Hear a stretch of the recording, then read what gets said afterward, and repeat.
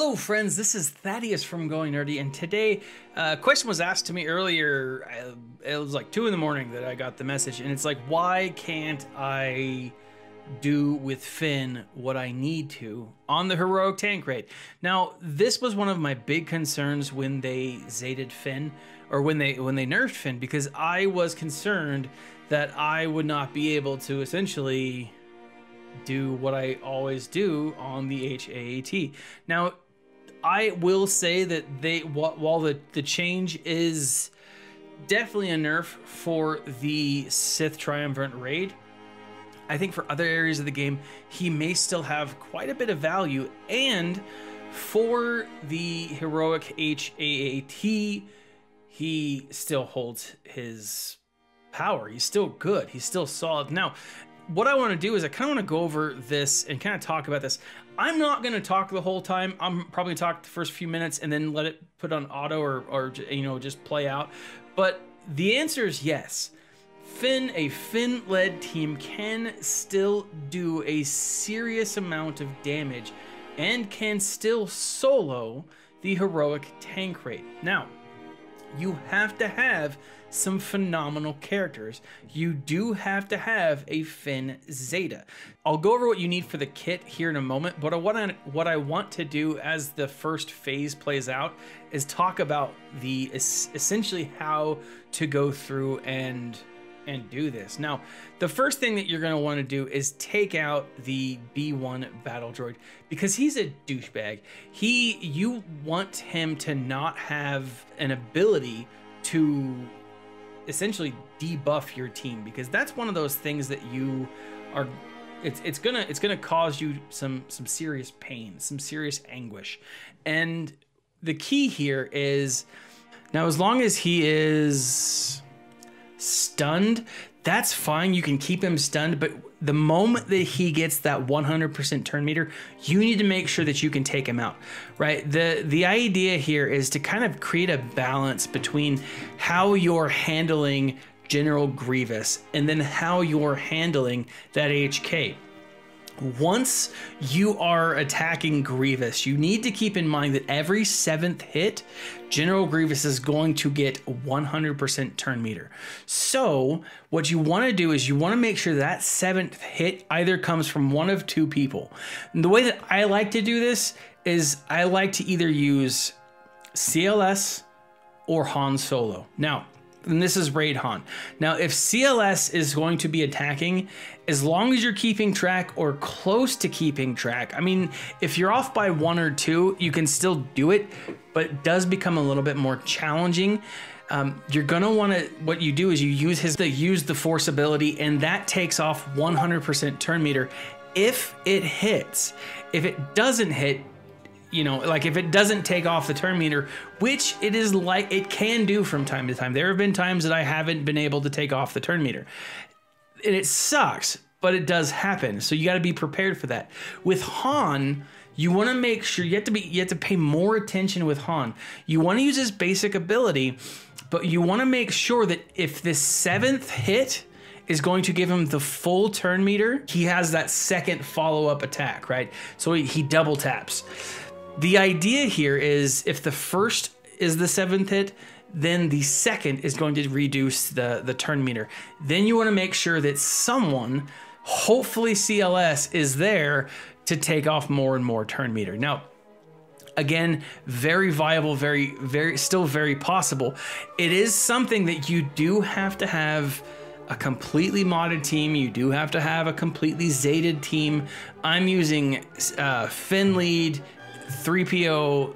I'm using a Finn lead, 3PO, BB-8, Han, and CLS. I mean, those are all great characters, and you should still be able to solo this. Now, you can't auto it, not in phase 1, and especially not early on in phase 2.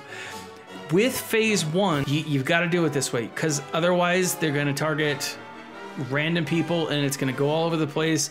I've let it play out a couple of times just on auto and it doesn't work. So you do this, you want to get Illuminated Destiny to trigger as quickly as possible. I use Finn's buff ability more often than I actually attack with. If I'm attacking with Finn, I try to make sure that Finn is not attacking Grievous. I try to make sure that Finn's attacking someone else. If that's the case, then it works well. If I can't, and I think I can get away with it, yeah, sure, I'll have Finn attack Grievous and it'll be fine. But when C-3PO is allowed to use his AoE attack, when he's able to use that call all allies, oh my goodness attack, where everyone who has translation is able to attack, that is what you want to do. And it's going to give you some really great buffs. It's going to give you some really great bonuses and turn meter for your team.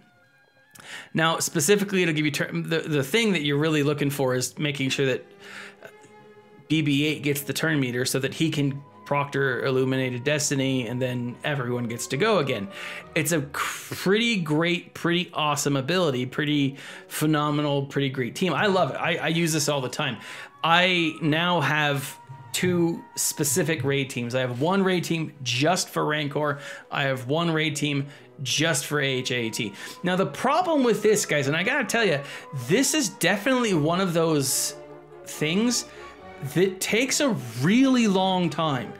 The original cut of this video was 40 minutes. Now I'm not gonna by any means do 40 minutes long. That's crazy. And I played auto from stage 2 till the end. That's a long time. And you gotta ask yourself, is it something that it's worth to you? And so, like, for me, what I do is I start the battle, I get to phase 2, at the very start of phase 2, the thing that you need to do is topple the tank. Once you topple the tank, you can put it on auto. Until you topple the tank, you cannot. So don't do that, right? Don't be that guy. Don't be that girl, whatever. Topple the tank, then auto. I've made that mistake before where I didn't topple it and, you know, eventually my guys died. But I mean, they're able to topple the tank on their own, but it makes things a little more complicated. That being said, once you topple the tank, you press auto and you just go. You just run through it. Now, I have 8 Zetas on this team, and that's a lot, right? And so this is definitely an in-game type event. I do think there's a lot of other viable teams out there that aren't aren't autoable or soloable or whatever, but still, like, this is the squad that I'm using here, and I mean, there's a lot of Zetas, and you have to wonder, is it worth it? Now, I think that it is. For an in-game player, I think that's great, but this is how you do it. You have to have speed, you have to have potency on the right people. So my CLS, I've got speed and critical hits or critical damage. My CLS is at 271 speed, which, based on everything that you guys have seen out there, that's not the fastest CLS out there. It's probably not even close. C-3PO has 228 speed, Raid Han 246, BB-8 231. Like, I don't even have great mods on this team, but the key is I have them all Zated. I have them all as high as they possibly can with some really some decent mods. They're not the best mods ever, but they're decent and they get the job done. Now, the key here though too is you gotta have the Finn Zeta. The Finn lead is what is crucial here, because the Finn lead works really well with C-3PO and gives BB-8 an additional boost. So the leadership for Finn reads: Resistance allies gain 30% offense and 60% defense, which helps BB-8 survive. It helps 3PO survive, and other allies gain half that amount. Again, plus 15 offense to Han and CLS is a pretty solid amount. Whenever a resistance ally loses foresight, they gain advantage for 2 turns. Whenever an enemy takes damage from expose, and they get exposed a lot, reduce the cooldown of all resistance allies by 1, and grant them plus 35% turn meter, or grant them 35% turn meter. That is solid. That's what's making C-3PO proctor his oh my goodness attack. It's what's making Illuminated Destiny go that much faster. It is phenomenal. Now, I'm gonna let this play out, guys. I made this video to say that yes, it's still possible to auto solo the HAAT. I mean, auto is definitely a good word for it, but it's not completely accurate. This is a solid team. It really is, but it's a really difficult team to get. If you're a new player, just know that the Finn Zeta is still viable in certain areas of the game, and I think it's still going to get better as more and more resistance characters come into the game. As more and more tunes come into the game, there's going to be more interactions. It's just going to make a lot more sense. But what do you think? Are there any deviations? Do you run this team in Heroic Tank? Did you Zeta the Finn? And do you regret it? I personally don't. Finn was, I think, one of my first Zetas in the entire game. I think Vader was my first and Finn was my second. I don't regret this, and I think it's a solid team. I think it's a good team, and it's still viable. You just have to get through phase 1. I actually really like when my guild has gotten through phase 1. I can just start on phase 2, auto it, put my phone down, walk away for 30 minutes, come back, and I'm good. I do make sure that my phone is plugged in during that time, just in case, guys. Pro tip. Also, don't turn off your data. Don't move around, because I did it the other day and I didn't get... I had logged in before and didn't log in afterwards. And then I walked away from my house, put my data on. For whatever reason, the game froze. Lost everything. It's really PO'd.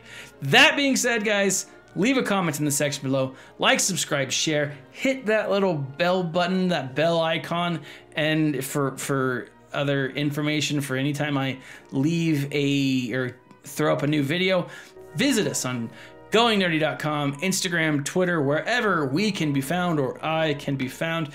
This has been Thaddeus from Going Nerdy, and as always, my friends, smile, stay nerdy.